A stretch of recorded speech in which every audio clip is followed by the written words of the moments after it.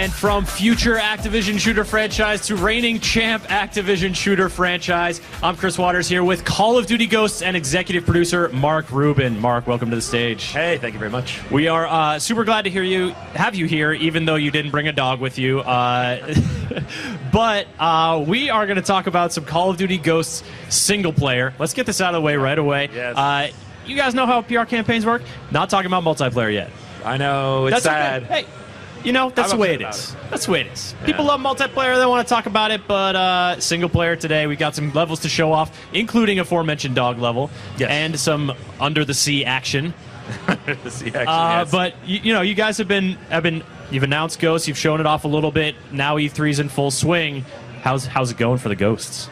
So far, so good. You know, E3 is chaos in a big box. Yes, it is. But it's a lot of fun. You know, and I've worked it now enough times where it's like you come to E3 and you're like, oh, it's so hard. There's so much work. And my goodness. Yeah. And then actually a few years ago, I kind of realized I didn't used to even be able to come to these events. Yep. So now I'm here and I get to be here and be a part of it, and I realize this is awesome. It's pretty freaking awesome. Yeah. So, yeah. All right. Well, Call of Duty Ghosts. We're talking single player campaign, which has to start with the question: how did America get so messed up? We've only kind of teased some details there, and basically what we've done is we've crafted this idea that there's a mass event, and that mass event, although maybe not specifically important how, but what happens obviously is the big deal. So we've got this idea of a devastated U.S., a devastated America, and we're not the superpower anymore. So there's this sort of underdog struggle that we've not seen. You know, normally Modern Warfare, you're the big army, you got all the toys, all the resources. You can come in and do whatever you want in a sense. But in this particular game, we're taking definitely sort of a turning on its head. And the big part of it too, actually, is, and you'll see on the next level we show, you as a player. And the main person you're with, which is your brother, you know, you grew up during that event. So, and during the after that event. So, in the beginning of the game, you're going to experience this mass event as sort of kids or as younger adults, and then we've kind of jumped forward 10 years to when you guys are scuba diving and infiltrating behind enemy lines. Exactly. Trying to take someone out and avoid angelfish, which are very smart angelfish. Using their fish AI to dodge out of your way. Yeah, I'm glad you brought that up. So you gotta love the internet. There they go. All the fish and their AI. When we were doing that video, that BTS video where that comes from, basically the producer of the video had seen a bunch of stuff in the game, because we took him around the studio and we took him to a bunch of the different desk sides and stuff. Sure. And one of the ones he saw was there was a guy working on some fish stuff, and it was more actually he was working at the time. He was working on the flocking ability of it. It was actually just his screensaver. It was a screensaver. So he, during the cut, he was like, you got to talk about the AI fish. And I'm like, what are you talking about? It's because I saw the thing about the AI fish. And he goes, well, okay, but it's not really a big deal. It's not like new or anything. Yeah. And he's like, no, talk about it. It was amazing to see, and he's all excited about it. I'm like, all right. So I did a take with it, and then when we saw the take afterwards, it was so funny that I was like, you have to put that in. We're going with fish AI. We're going with fish AI. And thank you, Internet, for who you are, for being successful and picking that up and making awesome videos about it. That was so awesome. I was so happy with that. So my favorite, of course, being the Nintendo 64 reference for Mario, because they had that back in Nintendo 64 time where you could avoid the fish would avoid you. Yep. That's exactly what I wanted out of it. So well done. Mission accomplished. Well done, Internet. Thank you. Excellent. So now we've just sort of seen like some, basically like glamour shots of under the sea, and then a little bit of combat, but now things are getting a little dicier. Well, actually, no, it looks like we've switched to the other level. Oh, okay. So, yes. I thought you had planned some stunt with that whole static thing. That was cool. No, that wasn't me. No, wasn't me. That was nicely planned, though. Yeah, All right, so we're in the other level, and this is a level where you are spying on some dudes in funny suits. Funny suits are always, sign of pure evil. Yeah, and also, well, in this case, these dudes like clowns. I mean, they look like they're the Ghostbusters, only less fun. Oh God, this is dog mode. This is dog mode. Oh no, took him down. That dog is amazing, by the way. That We brought was him by the cool. studio, Yeah? and Well, absolutely. you guys did a whole exciting. motion capture session with the dog, Oh, we- yeah? Yeah. So we did a whole bunch of motion capture. We actually used several dogs for that. But you know, when we kind of really started this thing, we had this idea during the brainstorming sessions of like, okay, you know, what we do is we put cards up on a wall, and we just literally have corkboards all over the studio, and everybody in the studio can grab a card and put an idea up. It doesn't matter who you are, it doesn't matter what it is. It can be any crazy idea you want, and we'll put it up on the wall. So one of the ones that stuck early was, okay, let's get a dog in the squad. That'd be really cool. You know, how would it work? Yeah. And so, like, what we usually do is we end up going to the guys who do this for real and asking them, hey, how does this work? What happens here? How does a dog, you know, work in a squad? Is he just out sniffing for bombs? You know, and that's kind of what we assumed, is they'd be out there sniffing for IEDs or something. And he was like, he explained how the dog is used, and It's pretty fascinating, right? it's amazingly fascinating. Yeah. I mean, and to a level that on two levels that I was just absolutely floored with. One being the emotional level, and one being the tech level. So from an emotional level, the dog's with the squad all the time. You know, he's in the barracks, stays there with them. He goes with them wherever they go. I mean, literally, he was showing us pictures of them halo jumping out of a plane. The dog's strapped to the guy's chest. Oh, wow. And he's got an air mask on his face so he can breathe at whatever high altitude. Yeah. No dog was ever meant to survive at this altitude. It's amazing. We were floored by it. And you know, one of the things the guy said once was, you know, there's a lot of guys in the squad who really love this dog. He's sort of that emotional inspiration for some of them. You know, when things are out kind of rough, the dog's kind of emotionally stable for you. You know, and so one guy mentioned, you know, he said something like, "I would take a bullet for this dog." Wow. That's an amazing emotional experience for one of your squad members. Yeah, So- I mean, and to have them so integrally, part of that squad. They're also, like, I think the range of commands that a dog can take in terms of, like, patrolling and alert and, you know, reconnaissance is just... Well, what we're going to see here is you just saw it flip up. Yeah. So that the dog's wearing this Dog vest. cam?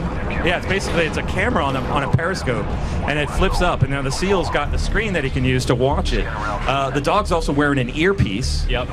So the SEAL handler can actually talk to the dog and tell him what to do. And the dog, so, you know, it's... The player is controlling at this point, At this presumably. point, the player's controlling it. So another part of it, actually, too, is if they want to be really stealthy, there's a vibrating devices on either side of his neck, of the dog's neck. Yeah. And so he can actually push a button, like a joystick controller, and tell the dog to go left, right, left, tack, whatever. So it's, you know, this isn't just Call of Duty, you play as a dog because dogs are cool. It's because this is real tactical soldier stuff that they do. We didn't have this in there originally, this idea. Yeah. This came from the tech that we actual saw. soldiers do. So this is the dog is being pretty silent at this point, doing some obviously to the dog, recon. it's a game.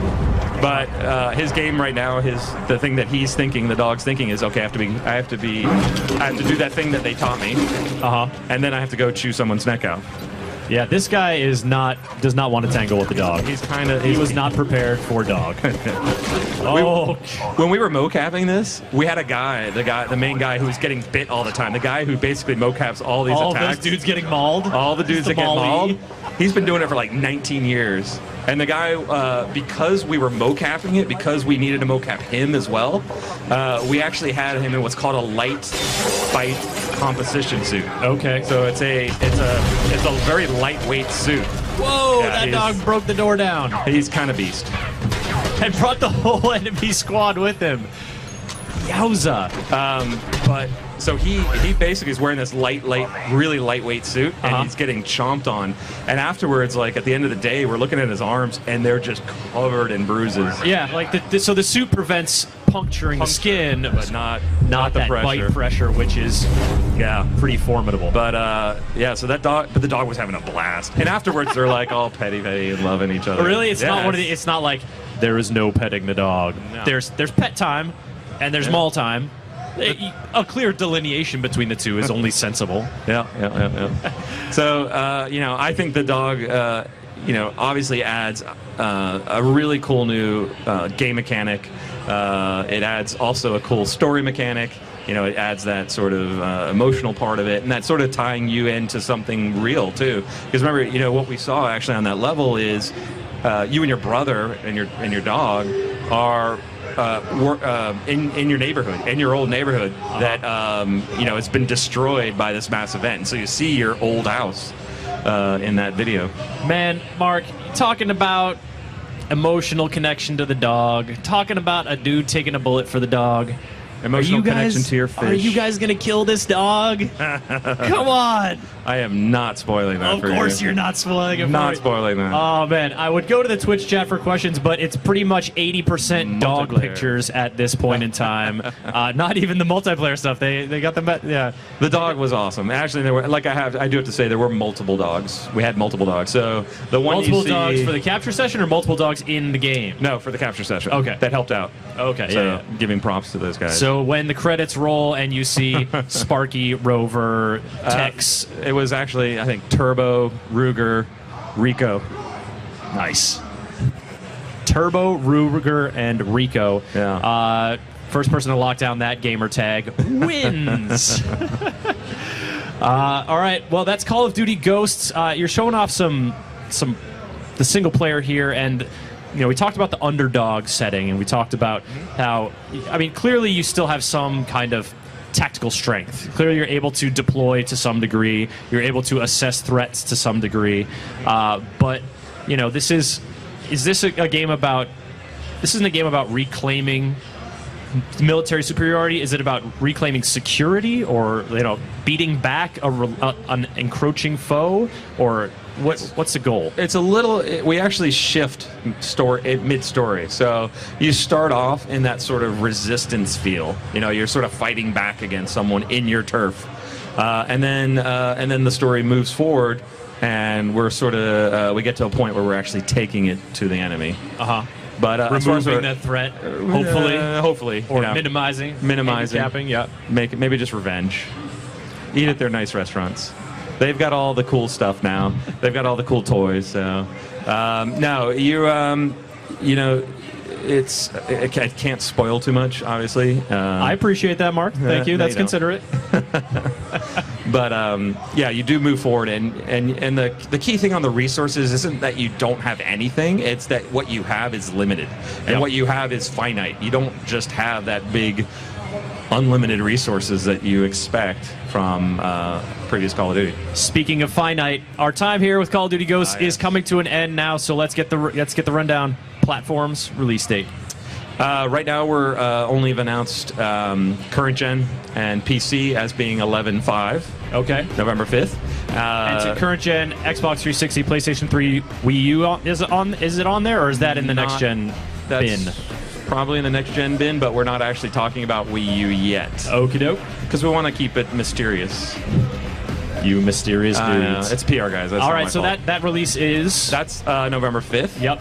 And then next-gen release will be when next-gen consoles come out. Next-gen announcement to come. Oh, so you guys are targeting launch day for next-gen consoles. Yes. Excellent. Yeah. And any news on when these rabid internet denizens can get more on multiplayer? Multiplayer. We should be talking a lot about multiplayer, solely focused on multiplayer, in the next maybe 2 months, month and a half. Great. So sometime this summer. Mark, thank you so much. Call of Duty Ghosts. Thank you.